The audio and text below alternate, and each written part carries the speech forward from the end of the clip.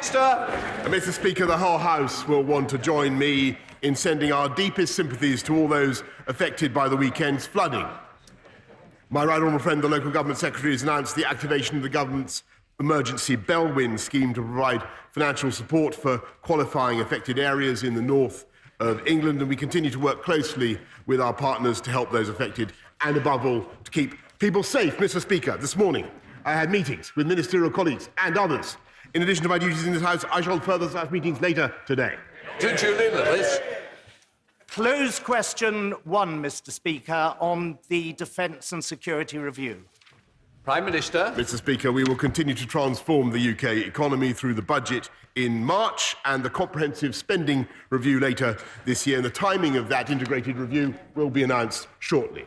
To Julian Lewis. I'm grateful for that reply, Mr. Speaker. May I urge the Prime Minister to recall what happened to the last combined security and defence review, which was done within a straitjacket of fiscal neutrality. It meant that every extra pound spent on cyber or security was a pound to be cut from the conventional armed forces. Therefore, will he try to ensure that the next attempt at a combined security and defence review will not face such a straitjacket and will be concluded before rather than after the comprehensive spending review? Prime Minister. Mr. Speaker, I understand very well the point my right honourable friend makes, and I can assure him that the integrated review will be the deepest review of Britain's security, defence and foreign policy since the Cold War. And I can also assure him that by transforming this country's economy and by raising productivity, we will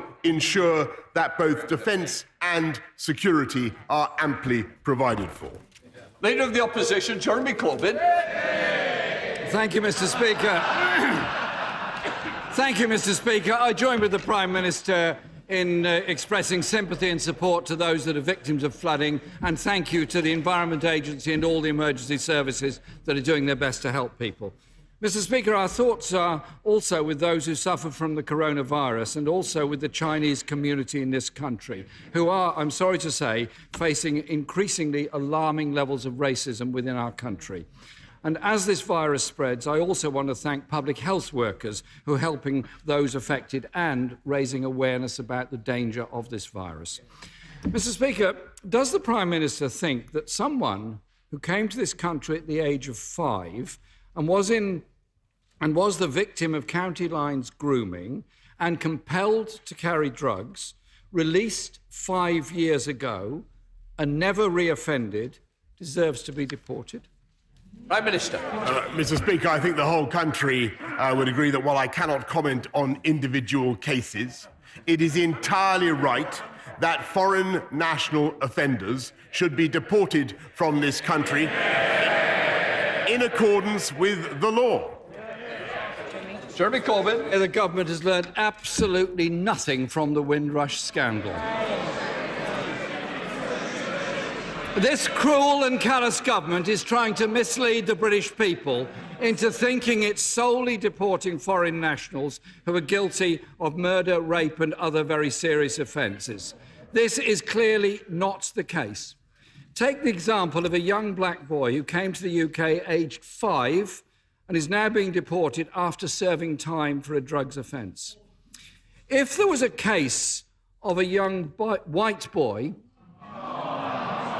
with blonde hair who later dabbled in Class A drugs and conspired with a friend to beat up a journalist, would he deport that boy? Mr. Speaker, is it one rule for young black boys from the Caribbean and another for white boys from the United States? Prime Minister. Mr. Speaker, I think quite frankly that the right honourable gentleman demeans himself and, by the way, besmirches the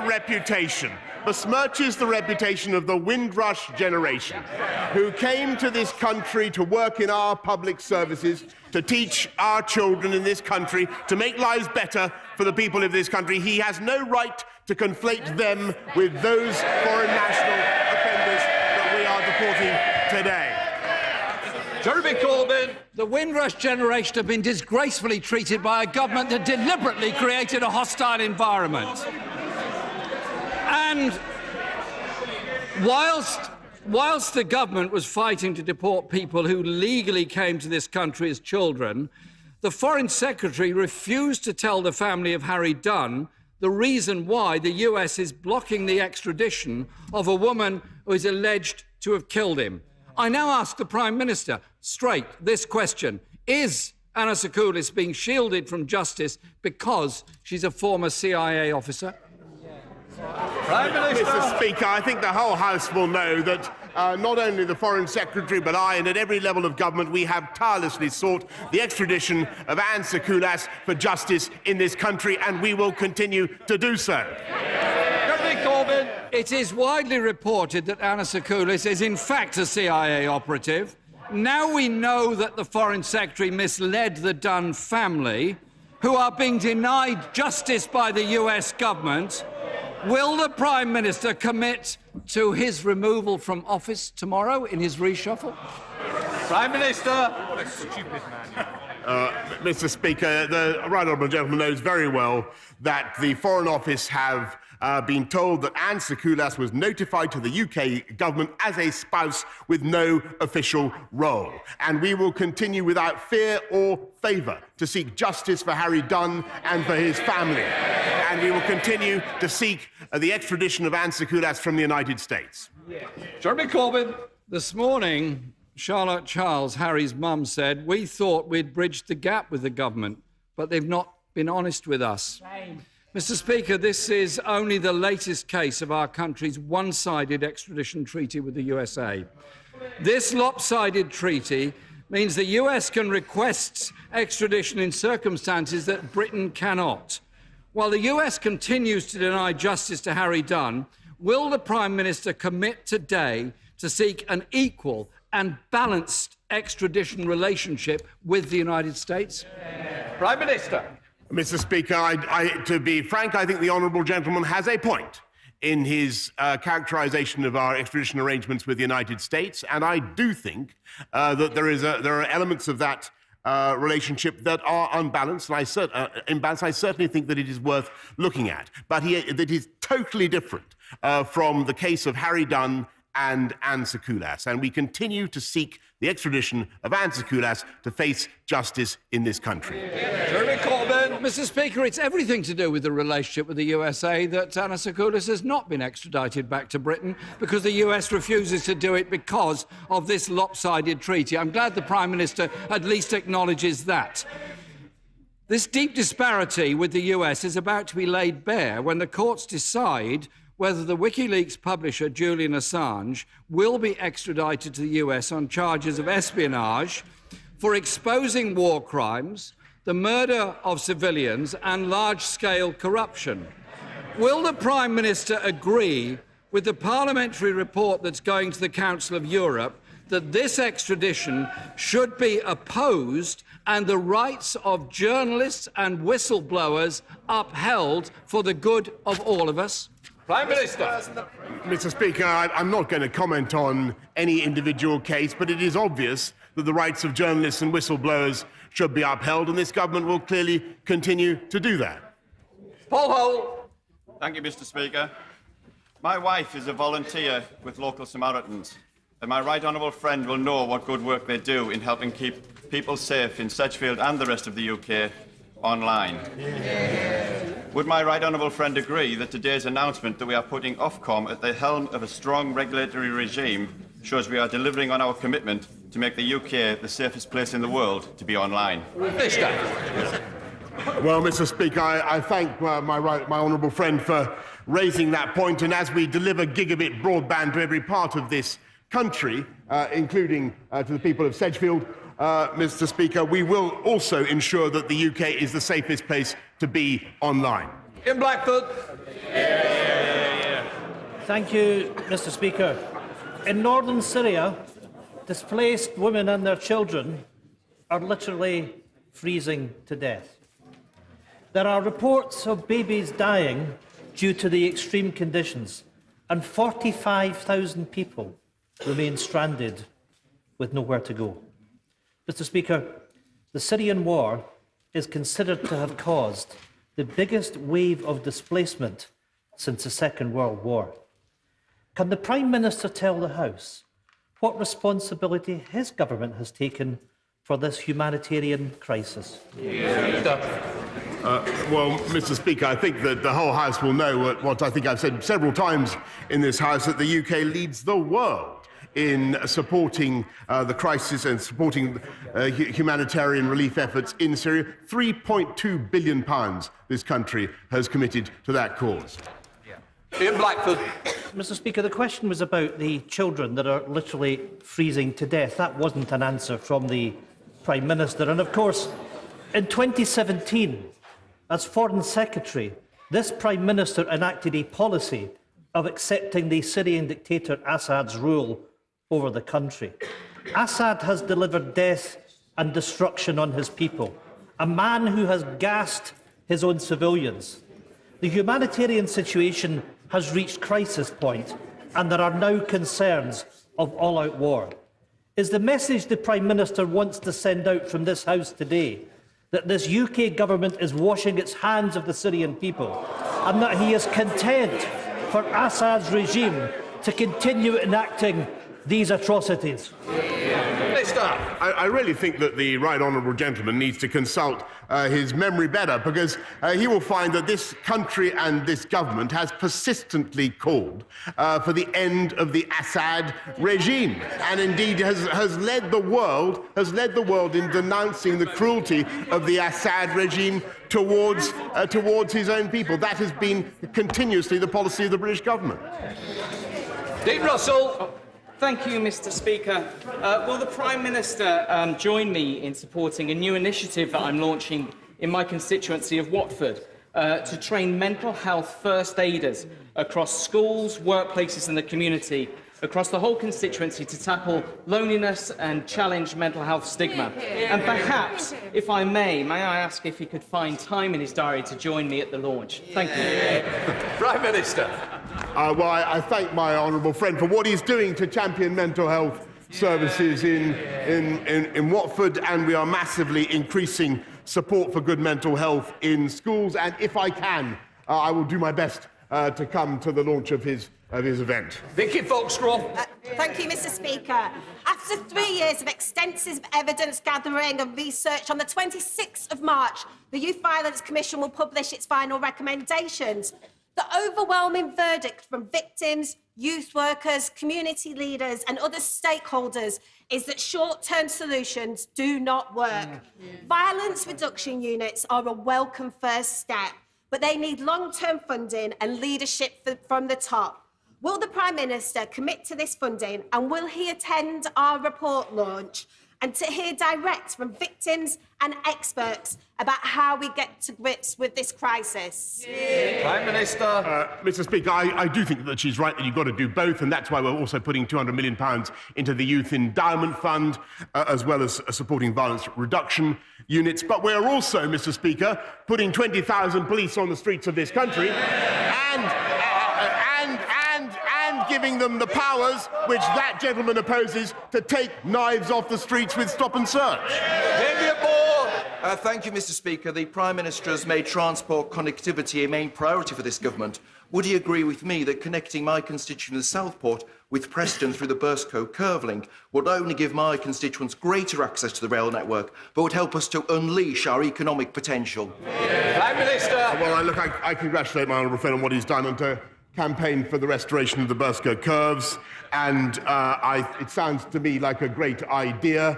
I will make sure, what he needs to do is put forward a costed business plan, and I'm sure my right honourable friend, the Transport Secretary, will be looking at it very carefully. Sean Hodge. Thank you, Mr. Speaker. Does the Prime Minister agree with me and 10,800 of my constituents who signed petitions that the building of a gasification plant in Washington would be terrible for the people of Sunderland due to the public health concerns, air quality, and would indeed be a blot on the landscape of Sunderland, that now is a frequent visitor to Sunderland? I'm sure he shares my concerns on this matter, and will he therefore support me and my constituents who oppose the building of this plant? Prime Minister. Well, Mr. Speaker, I will certainly look into the matter that she raises, and we will make sure, of course, that if there is a problem with the gasification plant that she describes, that Sunderland continues to prosper and to lead the UK economy. In Levy. Thank you, Mr. Speaker. Blyth has the potential to become one of the most strategically important ports in the UK for the export of renewable technology as well as wind turbines. Will my right honourable friend consider visiting Blyth, where I'm sure he'll get a warm northern welcome, and see for himself the strength of Blyth to become Freeport? I think he had the answer ready. Sorry, the answer was in the question, Mr. Speaker, and he makes an excellent point about the potential of Blyth. Though I must remind him that the allocation of free ports will be decided in an entirely fair and transparent way. Doris. Thank you, Mr. Speaker. Every day, an estimated 280 shop workers will be victims of violence at work. At my local co-op, a staff member was hit with a glass bottle. Now, the co-op's a good employer and want that to stop. So they and other local retailers engaged with the government's call for evidence around violence towards shop staff. 7.5 months later, they are awaiting a response. Prime Minister, will you commit today to publish your response to the call to evidence, and will you meet with me and a group of shop workers who have experienced violence at work to hear about what happened to them? Minister. I certainly will make that undertaking to the honourable gentleman. I'm glad he raised it. We should not tolerate crimes of violence against shop workers or indeed anybody else. And therefore, I find it paradoxical that the leader of his party is soft on the deportation of serious violent offenders. Thank you, Mr. Speaker. This year we mark the 75th anniversaries of VE Day and VJ Day. As we honour those who have served our country, can my right honourable friend outline how his new Office of Veterans Affairs is giving our veterans and, their families the support they deserve? Prime Minister. I thank my honourable friend, and I can tell him that our new Office of Veterans Affairs is helping veterans to transition to new jobs, to secure a home. A discount rail card will be rolled out by Armistice Day, and veterans will get guaranteed interviews for civil service jobs, so we have more veterans bringing their talents to government. Thank you, Mr. Speaker. His junior Scotland Office Minister told the National Farmers Union last week that substandard food will be allowed into the UK under a US trade deal, but it will have to be labelled as such. Now, the Prime Minister has denied that in the past, so who's telling the truth, and which of them doesn't know what's coming? Prime Minister. Mr. Speaker, I can assure the honourable lady that the UK has and will continue to have the highest standards in the world for our food. Chris Green. Thank you, Mr. Speaker. In Greater Manchester, frontline police officers are increasingly having to resort to using a pen and paper because of the failing IOPS computer system. This is putting the police at risk and also undermining their ability to protect residents and vulnerable children. Will my right honourable friend, the Prime Minister, intervene to solve this problem? Prime Minister. Well, Mr. Speaker, my honourable friend is, I'm afraid, entirely right. And we know there are concerns about this system. That's why I've asked our right honourable friend, the Police and Crime Minister, to ask Her Majesty's Chief Inspector of Constabulary for an independent review of the operation of the system, and we'll make sure that my honourable friend is kept informed. Gareth Thomas. Thank you, Mr. Speaker. Northwick Park Hospital, which serves my constituents, has not met its 4-hour A&E target since August 2014. It's been starved of capital investment, is short of ITU beds, and is expected to have close to a £100 million deficit by the end of the financial year, one of the highest in the NHS. When can the Prime Minister expect Northwick Park to receive a little government love and attention? Prime Minister. Mr. Speaker, as the honourable gentleman raises an important point, but as you will know, the highest number of people ever attended A&E in this country last month, 2 million people. The demand is exceptional. I pay tribute to the work of NHS staff, and we are responding in this government, as he knows, with a record investment in the NHS, £34 billion, and we are recruiting the nurses, 50,000 more of them, that will help to deal with that crisis. Imran Nawaz Khan. In the last week, Storm Kira has wreaked havoc along the whole of West Yorkshire's Calder Valley, affecting the constituencies of members across the House. Would my right honourable friend, the Prime Minister, seek to find time to visit my constituency, where Horbury Bridge, the place at which onward Christian soldiers were penned, has been acutely affected, and see for himself the terrible damage done to people's homes, lives and businesses? Will he tread where the saints of our communities and emergency services have trod, and continue to toil undivided towards recovery? Prime Minister. Yes. Mr. Speaker, I obviously pay tribute to the emergency services for what they are doing in my honourable friend's constituency and indeed in all the flood-affected areas. As he knows, we have activated the Bellwyn scheme to protect homeowners. We're putting £4 billion into flood defences, and I certainly will do what I can to take up his offer to visit his constituency and see the scene for myself. Kirsten Oswald. Thank you, Mr. Speaker. The new daily allowance for the unelected and unaccountable peers being stuffed into the House of Lords by the Prime Minister is set to rise to £323. Yep. The monthly allowance for a single person over 25 on universal credit is £317.82. Listen to the question, Boris. Is that the levelling up the Prime Minister keeps talking about? Prime Minister. Well, actually, I hate agreeing with these people. Actually, I do find that it is odd that the House of Lords has chosen to do that, but it is a decision for them. Holly Latham. Instrumental in getting the ban on trade in ivory in this country. Would he be as equally decisive in getting rid of the trophies coming into this country, imported particularly of endangered animals? Prime Minister. Yes, I thank my honourable friend for what she's doing to campaign against illegal wildlife trading and trophy hunting, and we mean to end the import of trophies hunted elsewhere into this country. Richard Thompson. Thank you, Mr. Speaker. In 2018, Lyubov Chernyukin, the wife of Vladimir Putin's former Deputy Finance Minister, paid £20,000 for lunch with the then Scottish Conservative leader Ruth Davidson, who we believe is soon to be ennobled. Could the Prime Minister remind the House once more why his government is yet to publish the Intelligence and Security Committee's report into alleged Russian interference in UK politics? Prime Minister. Well, as I think he knows very well, the report will be published as soon as the Intelligence and Security Committee is reconvened. And I think, as I've told the House several times before, those of a conspiratorial cast of mind will be disappointed by its findings. Adam Flake. Thank you, Mr. Speaker. Can I commend the Prime Minister for the belief he has in Britain and the massive boost to investment in infrastructure around the country. But with the landing fees at £25 per passenger at Heathrow Airport, and with a third runway, those fees will rise. Heathrow Airport will become the least competitive airport on the entire planet.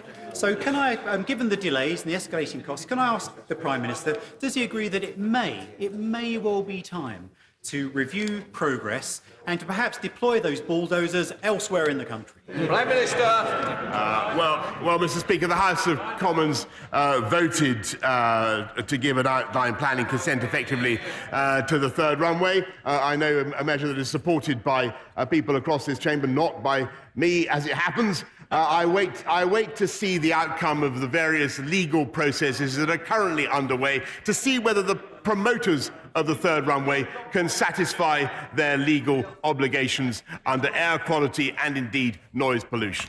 Bridget Phillips.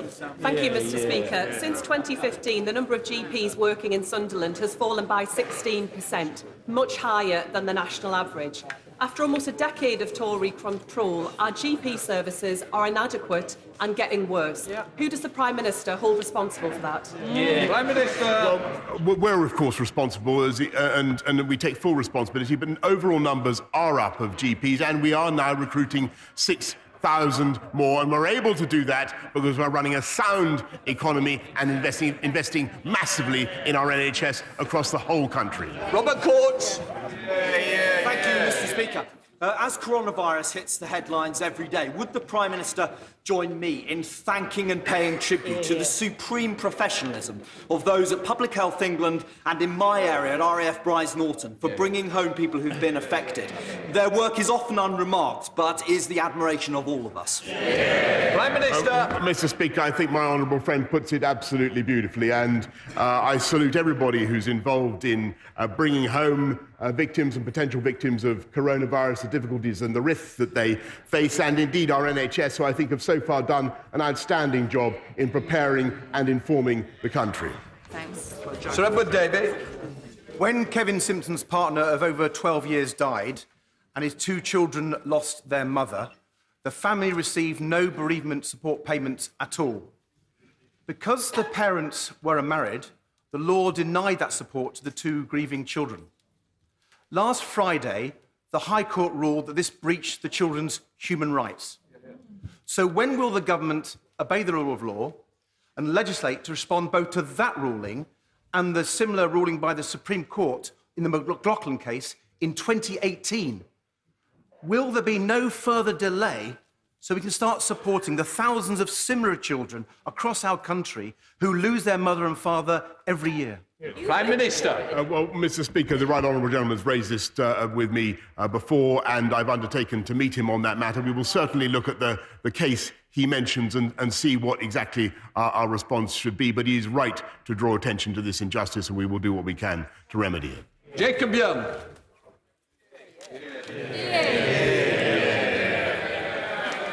On Thursday last week, 2 people were stabbed in Redcar in broad daylight.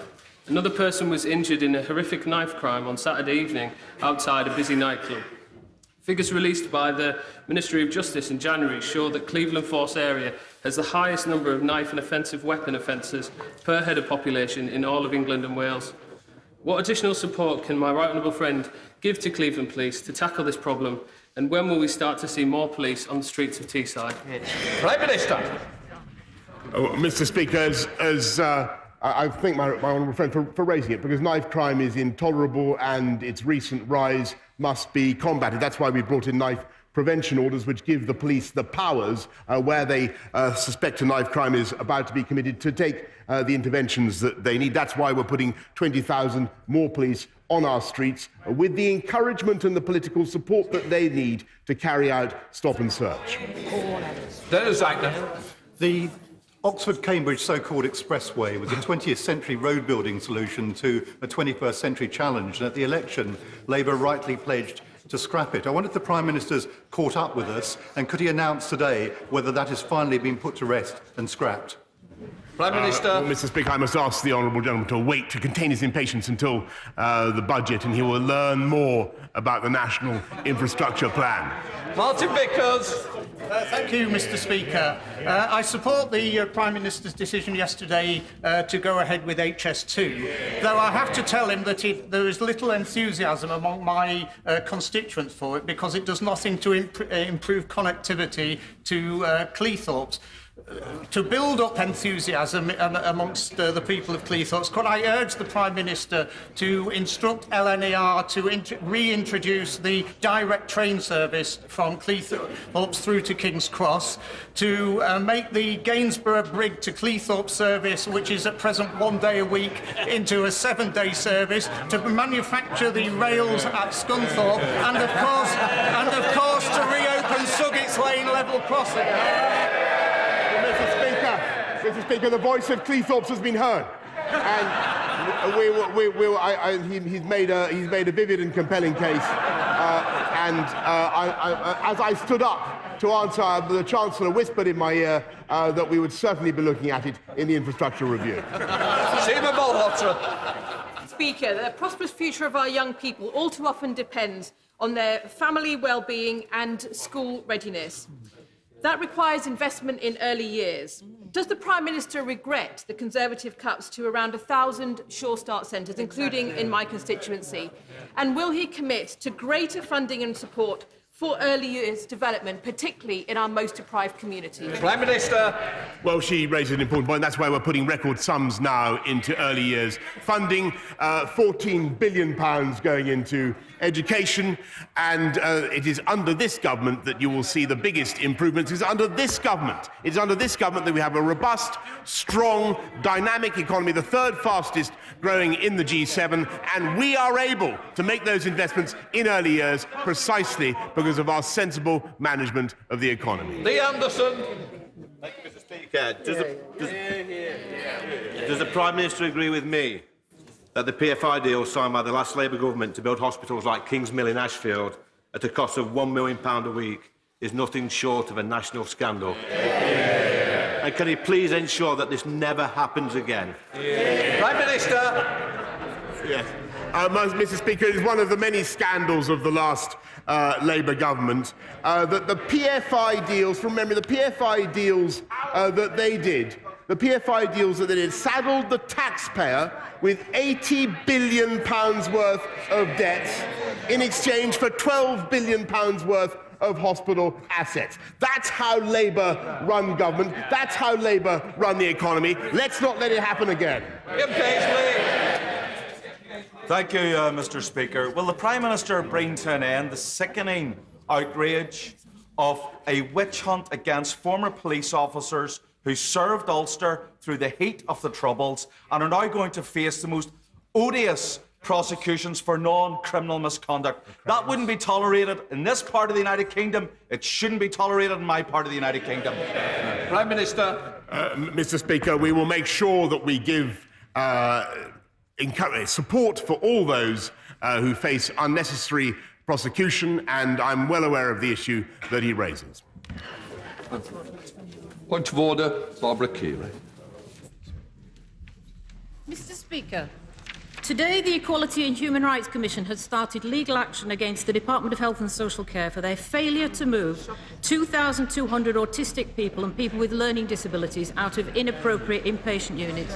Separately, we have the government's response to the Learning Disabilities Mortality Review, a review that has shockingly found that people with learning disabilities are dying on average 25 years earlier than the rest of the population. It seems that improving care for people with learning disabilities and autistic people is not a priority for this government, as we've had no statement in the House on these important issues from the government so far.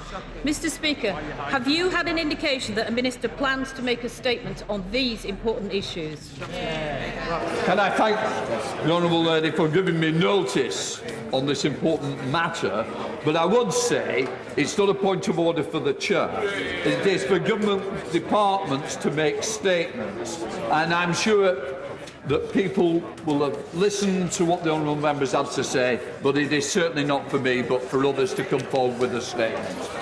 Right. If not, we now go to business of the day. It's the terrorist offenders restriction.